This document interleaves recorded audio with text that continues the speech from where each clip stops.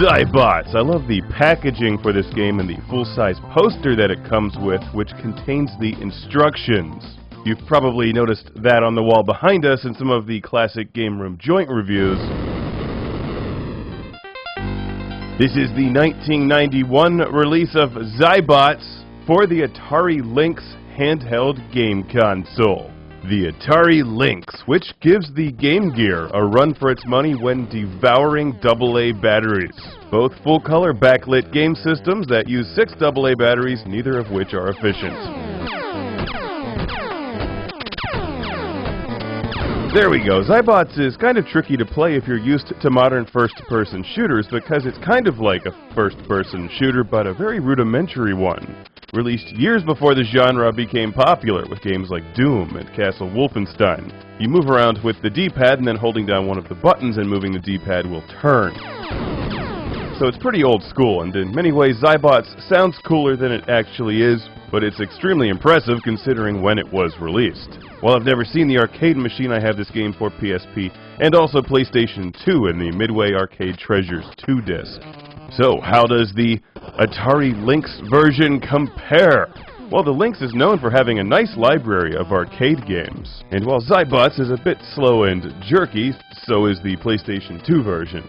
It's an old game, but one that would have been amazing on an early 1990s handheld, in full color, something the Game Boy was not doing at that time. After navigating the endless hallways and shooting XYBOTS, while scoring points, you are transported to the store where you can stock up on some supplies before making your way into the next level. XYBOTS is known for its 2-player gameplay, and while the Lynx will not do split screen, you can play 2 players using the Comlynx.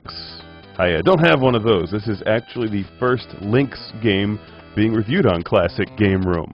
The second one is Kung Food, and I would recommend XYBOTS over that one, that's for sure.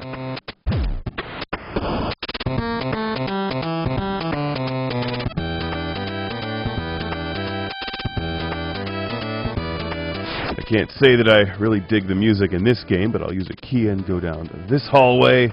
Using one of the many buttons on the Lynx, you can pull up the map, and XYBOTS is okay. I can't say it's really one of my favorite old-school arcade games, but it's a nice game to demonstrate the power of the Lynx, which I think runs this quite well. The Atari Lynx, as you can see, is a massive handheld game console, roughly the same size as the Game Gear. It's much heavier, and it's extremely comfortable to play games on. And one thing I will give it credit for is its screen quality. This is 2 decades old, probably more, and has withstood the test of time better than most of the Sega Game Gears that I've seen. But I think both of those handhelds are comparable, and they were both competing heavily against the Nintendo Game Boy back in the day. I like the design of the Lynx game carts or cards or cartridges or whatever they're called. It's pretty cool.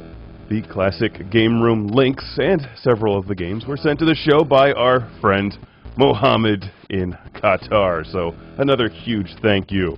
Hooking the show up with the Wonder Swan and the Lynx, 2 animals that were both named after video game consoles.